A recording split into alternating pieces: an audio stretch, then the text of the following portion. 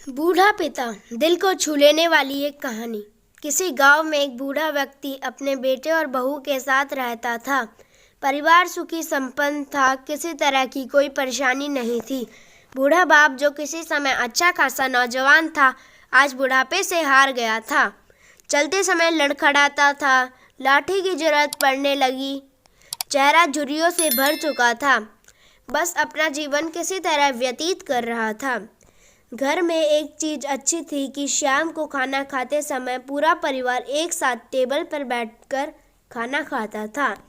एक दिन ऐसे ही शाम को जब सारे लोग खाना खाने बैठे, बेटा ऑफिस से आया था, भूख ज़्यादा थी तो जल्दी से खाना खाने बैठ गया और साथ में बहू और एक बेटा भी खाने लगे। बूढ़े आज जैसे ही थाली उठाने को हुए, थाली हाथ से झटक गई, थोड़ी दाल टेबल पे गिर गई। बहू बेटे ने घृणा की दृष्टि से पिता की ओर देखा और फिर से अपना खाना खाने लग गए।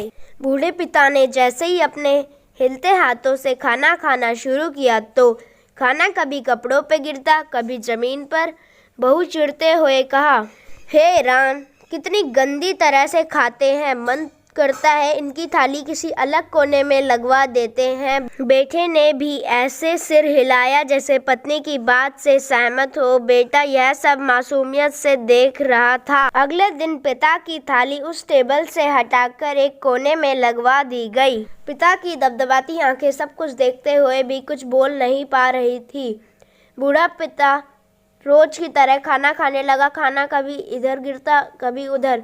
छोटा बच्चा अपना खाना छोड़कर लगातार अपने दादा की तरफ देखता रहा। माँ ने पूछा, क्या हुआ बेटे, तुम दादाजी की तरफ क्या देख रहे हो और खाना क्यों नहीं खा रहे?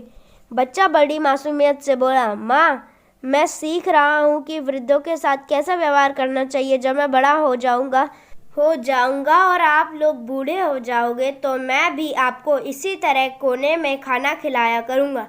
तो मित्रों, माँ बाप की इस दुनिया की सबसे बड़ी पूंजी है। आप समाज में कितनी भी इज्जत कमा लें या कितनी भी धन इकट्ठा कर लें, लेकिन माँ बाप से बड़ा धन इस दुनिया में कोई नहीं है।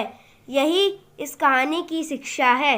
ये कहानी अच्छी लगी तो लाइक करें, शेयर करें, मेरे चैनल को सब्सक्राइब करें। मिलता हूँ एक नई कहानी के साथ, तब तक के लिए बाय बाय।